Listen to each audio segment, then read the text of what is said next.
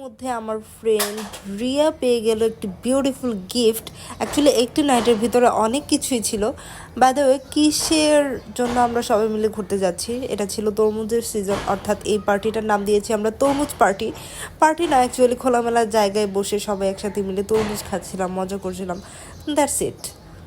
আমরা BSc, BSS, BA সব শাখার ফ্রেন্ডরা মিলেই সবাই একসাথে বের হয়েছিলাম। যেহেতু হঠাৎ করেই সবাই একসাথে একটা সুন্দর জায়গায় ঘোরার প্ল্যান করেছি, তো কোথায় যাব, কোনো জায়গাটা মানে সেই সুন্দর জায়গাটা কোথায় হবে সেটা ফিক্স করা ছিল না। অনেকক্ষণ ধরে সবাই একসাথে গবেষণা করার পর আমরা এই গাজীপুরার জায়গাটা বের করেছি। ওখানে আশেপাশে কোনো ভালো রেস্টুরেন্ট ছিল না, আমরা একটা হোটেলে গিয়েছি। হোটেলে যাওয়ার পর সিঙ্গারা, সমোসা এগুলোই খাচ্ছিলাম। তখন প্রায় বিকাল হয়ে গিয়েছিল।